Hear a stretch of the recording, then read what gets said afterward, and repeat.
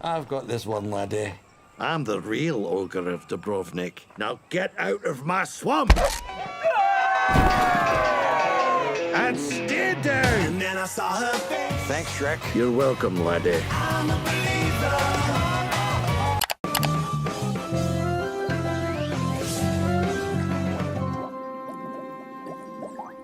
Ah yes, DreamWorks SKG, you truly are a company. Having started in the 90s, you were the result of three media superminds who wanted to make quality films and not be bogged down by whatever the tea was at Disney for the billionth time that month. You made animated films people talked about and talked about, but above all else, you made a special film series that society will forever remember you for, called Shrek. Loosely based off the book of the same name by William Steig. Shrek came out in 2001.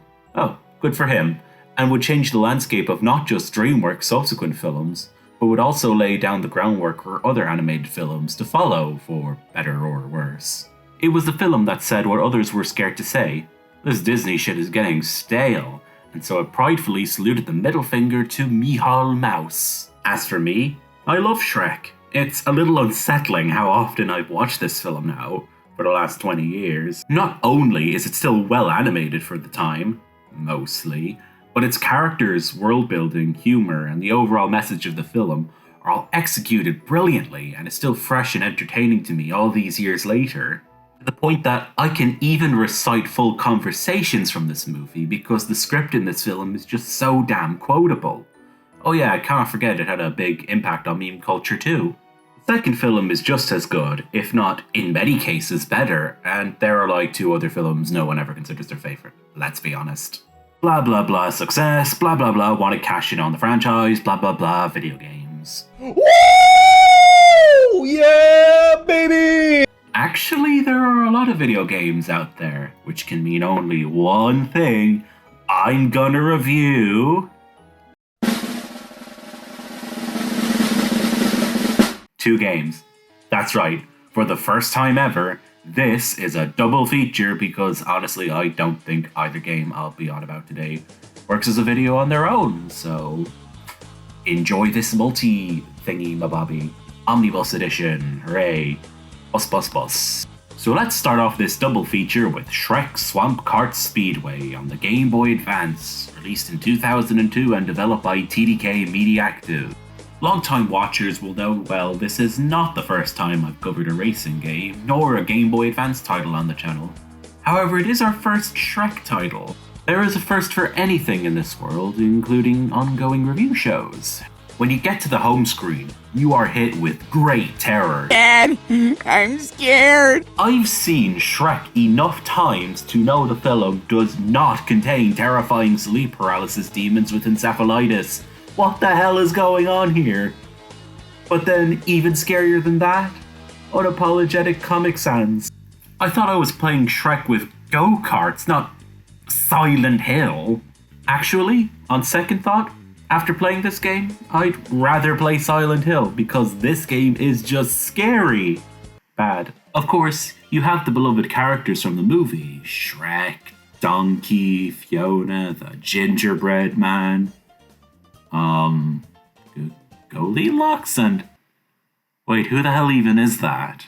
In Shrek Swamp Kart Speedway, you race 4 cups with 4 races in each of them, and try and finish in the highest possible position you can. That's it. That's it? Yes, really. Well, it's hard to explain. I thought it would work like a traditional kart racer where you do 4 races and you continue on to the next track after you finish the race, regardless of what position you find yourself in upon the race's conclusion. But in this game, I think you need to finish in first or second, maybe? I'm honestly so unsure right now to continue on to the next track in the game. The game doesn't bother explaining much of anything to you, and it doesn't seem to work like a Grand Prix either, since even in cases where I won every race bar 1, I'm kicked out and I need to try that track again. When it happened the first time, I was so bloody confused. I thought my copy of the game was totally broken, or more broken than it already is. Don't worry, I'll get to that. At least in Nicktoons Racing, it had the decency to tell you when you needed to restart the first track and that you could not advance. This game, on the other hand, just gives you the cold shoulder at every available opportunity. Would a prompt have been too much work to include in the game or anything? There are weapons in this game, and they are not very good.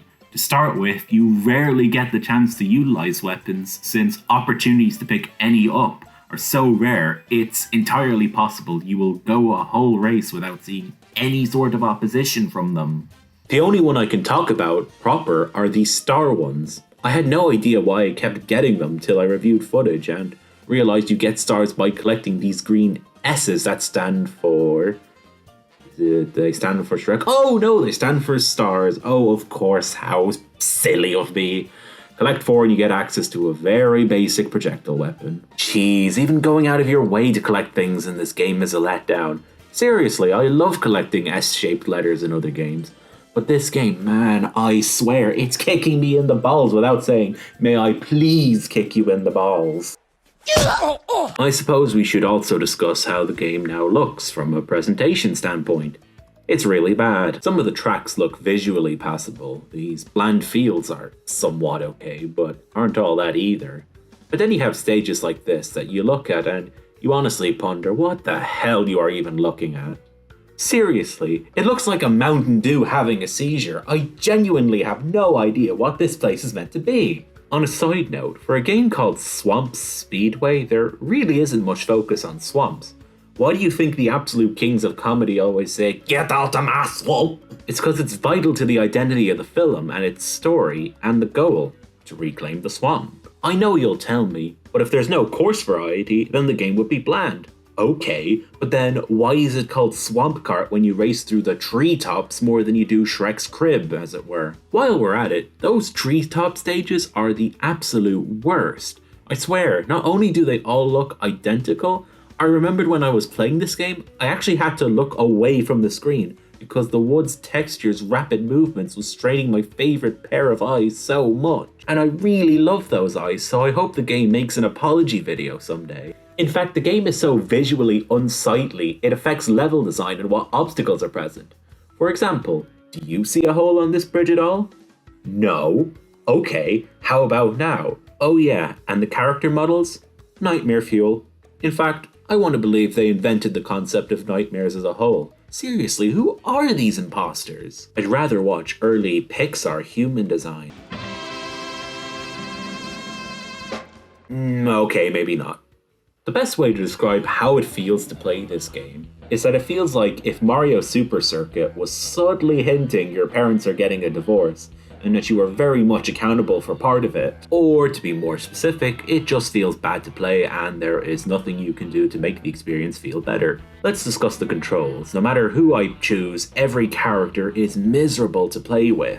Everything from activating pickups to the way turning and moving works is just unsatisfying. I feel like the game is never doing what I want when I perform an input. It's just awful. Not to mention, with no way to adjust things in the options, you are stuck trying to contend with this terrible system. But above all else, Kart Speedway might be one of the most boring games I've ever played. I am not exaggerating when I say that as I was getting footage for this game, I was more excited by watching Genshin Impact update. That's right, I am dead serious. I am actually amazed at how bad a discovery this was for me. I play Genshin Impact. Ooh, Paimon wants apple juice. Here is a really exciting and heart-pounding race in full swing. Notice how much the competition is threatening me at every turn. How I am in the heat of every moment, that my next move could be my last. World peace has been reached, the cure to ligma has been discovered, and Simpsons Season 36 is the greatest TV series ever and wraps up their legacy in a neat little package. Alright. Sometimes I crash into walls because this game is so insufferably bad that I lose concentration. Like, I just suddenly stop focusing on the game because my brain has entered a complete mental shutdown. You know, like in Persona 5? It's actually because they all played this game beforehand. Yeah, no, this game is insulting. There was like maybe 1 or 2 races where my competition was aggressive, or I wasn't clapping cheeks at the speeds Visual Boy Advance permitted, but otherwise I was overlapping the whole competition. But then you have the final track. It's horrible. I refuse to retry it. I was done stores with this shit. But hey, Shrek has some titles with a decent cult following. Let's check out Shrek's Super Slam.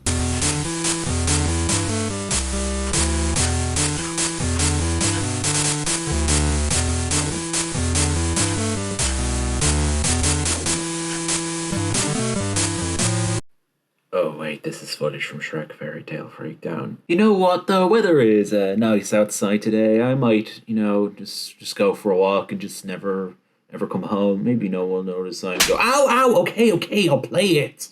So yes, where do we start? Oh yeah, the beginning. Fairytale Freakdown is a fighting game on the Game Boy Color. Yep, first time we're doing a Game Boy Color title. Riveting. In this game, you try and beat your opponent by dropping their health to empty. That's it. No best of 3, no team battles, nothing remotely exciting that was seen in any fighting game even back then. This is an absolutely barren game. And before you ask, no, there is no way to change that in the settings. There is more interactivity in the languages screen. That's right, the game arguably stops being compelling the moment you select Deutsch. Anyways, Donkey here is telling me to select your champion. Luckily, the game has some iota of mercy and has spared this ass. But the same cannot be said for the others who have to endure this game. You brawl your way through 9 stages, battling the different characters in the first Shrek film. At least, this game, has the characters from the first movie instead of whoever that is. But man oh man, playing this game is the definition of torture, and I fully believe that I am actually downplaying it. Firstly is the controls. Controlling your fighter is so clunky. Each time you throw an attack at the enemy, there is always a delay. Characters technically don't have wind-ups to attacks, the main ones anyways, so each time you input the attack, it never happens right away. Jumping is atrociously bad. It's not the worst in stages without pitfalls.